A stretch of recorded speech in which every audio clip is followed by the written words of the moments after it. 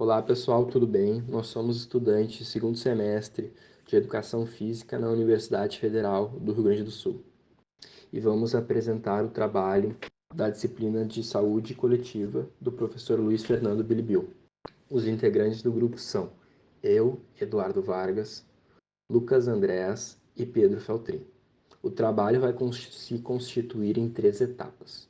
A primeira etapa vai falar eu, Eduardo, e vou falar acerca de como é o funcionamento do SUS. A segunda etapa vai ser o colega Lucas que vai abordar. E ele vai falar um pouco dos princípios e diretrizes do SUS e como é que funciona o financiamento do sistema. E a terceira etapa vai falar o colega Pedro. E o colega Pedro vai dizer acerca de como funciona a atuação do educador físico dentro do Sistema Único de Saúde. Bom, vamos começar a primeira etapa e eu, Eduardo, vou falar como é o funcionamento do Sistema Único de Saúde, o SUS. Bom, vamos começar. O SUS é a sigla para a designação do Sistema Único de Saúde brasileiro, que é um sistema de saúde pública. Ele originou-se em 1888, após a criação da Constituição Federal por meio da Assembleia Constituinte de 1987 a 1988. Foi instituído pela Constituição Federal Brasileira pelo artigo 197, que diz, abre aspas, a saúde é um direito de todos e dever do Estado, garantido mediante políticas sociais e econômicas que visem à redução dos riscos de doença e de outros agravos e ao acesso universal e igualitário às ações e serviços para sua promoção, proteção e recuperação. Fecha aspas. Ainda está regulada pela Lei nº 8.080. É um conjunto de várias instituições das esferas municipais, estaduais, federais e empresas de saúde conveniadas. Oferece atendimentos gratuitos a todas as pessoas em território nacional, sendo estrangeiros ou não por meio do Serviço de Atendimento Móvel de Urgência, a SAMU. Oferta vacinas e fiscaliza a qualidade dos alimentos ofertados por estabelecimentos comerciais pela Agência Nacional de Vigilância Sanitária, a Anvisa. O SUS é mantido por parte dos lucros orçamentários dos entes federativos, como consta no artigo 195, que diz, abre aspas, a Seguridade Social será financiada por toda a sociedade, de forma direta e indireta, nos termos da lei, mediante recursos provenientes dos orçamentos da União, dos Estados, do Distrito Federal e dos municípios, e das seguintes contribuições sociais.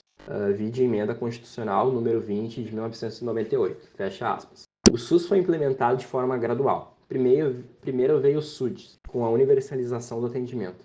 Depois a incorporação do INAMPS ao Ministério da Saúde, com o decreto número 99.060 e, por fim, a Lei Orgânica da Saúde, número 8.080, que fundou e operacionalizou o SUS. Em poucos meses foi lançada a Lei número 8.142, que imprimiu ao SUS uma das suas principais características, o controle social, ou seja, a participação dos usuários, a população na gestão do serviço. O INAMPS só foi extinto em 27 de julho de 1993, pela Lei 8.689. Existe também o Cartão Nacional de Saúde, ou então Cartão SUS. Este cartão é a identificação dos usuários em todo o território nacional. Sua implementação foi formalizada pela Norma Operacional da Assistência à Saúde, o NOAS-SUS 01 de 2001, aprovada pela Portaria do Ministério da Saúde número 95 de janeiro de 2001. Bom, sobre os princípios e diretrizes do SUS é o seguinte. Os princípios do SUS são divididos em ideológicos ou doutrinários e organizacionais. No aspecto de ideologia/doutrina, os princípios do SUS são universalidade, equidade e a integralidade. Cada um desses pontos vai nortear o exercício do SUS no país. A universalidade prega que a saúde é um direito universal de todos e que cabe ao Estado cumprir tal conceito. Já a equidade afirma que é necessário empregar mais recursos para aqueles que possuem menos, tornando assim, de maneira imparcial, a qualidade de vida de todos melhor.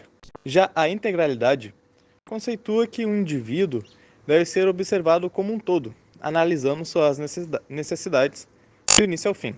Nos princípios organizacionais, é estabelecido as seguintes valências: regionalização, descentralização hierarquização e participação social.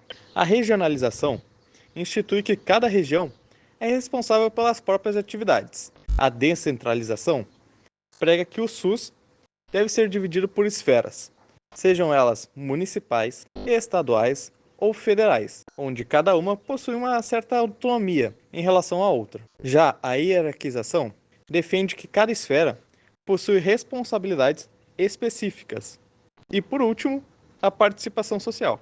Ela define que a sociedade deve participar, já que somente a população local é que vai conhecer as necessidades do meio em que vivem, bem como vai ser a mesma que vai necessitar e usufruir do SUS. Agora falando um pouco sobre a estrutura do financiamento do SUS, é que a maneira com a qual esse sistema é estruturado consiste numa divisão de valores que cada esfera do governo vai contribuir para que o SUS ele seja custeado e mantido, né? O município, por exemplo, ele deverá contribuir com 15% de toda a sua arrecadação de impostos para auxiliar no custeamento do SUS. Já o Estado, ele vai contribuir com 12%. E a União, por fim, vai contribuir com os investimentos do ano anterior, somados à variação do PIB.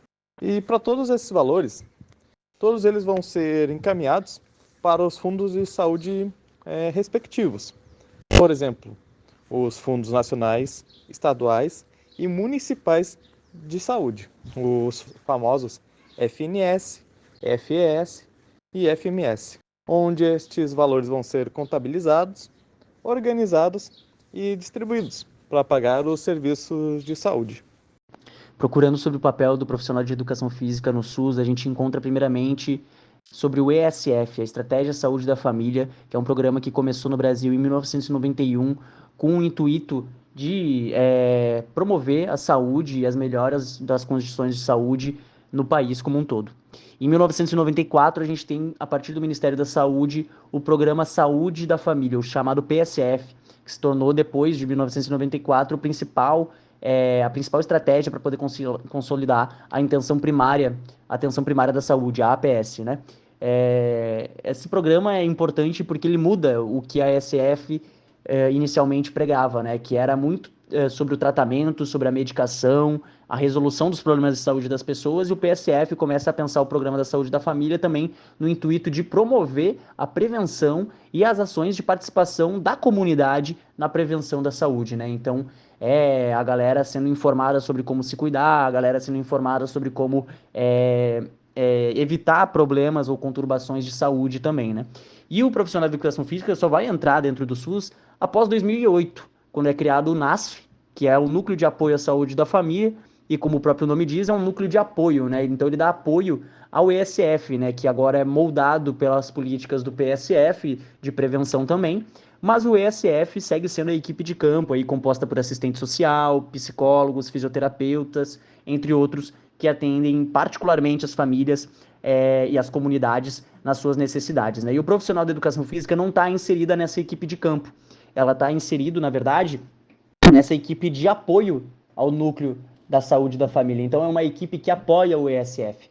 Então, o profissional de educação física tem um papel muito de apoio nesse cenário, ou seja, ele acompanha o ESF quando possível na visita domiciliar, acompanha nas visitas coletivas e nas iniciativas coletivas, ele acaba ajudando nas orientações e formação, inclusive dos profissionais de saúde do ESF, mas não é um atuante independente nesse cenário da saúde, né? Então a gente tem ainda uma limitação de até onde o profissional da saúde da educação física atua no meio da saúde, né? Apesar de poder promover palestras, apesar de poder promover debate, a conclusão que a gente tira é que ainda falta muito reconhecimento do profissional da educação física com os seus saberes corporais, culturais, de prevenção dentro da saúde também, mas principalmente uma falta de investimento e reconhecimento político também da necessidade de envolver esse profissional da educação física nos setores de saúde com mais plenitude, liberdade e independência também para poder atuar como um verdadeiro profissional da saúde. Então, a conclusão é de que precisamos de mais investimento e mais reconhecimento do profissional da educação física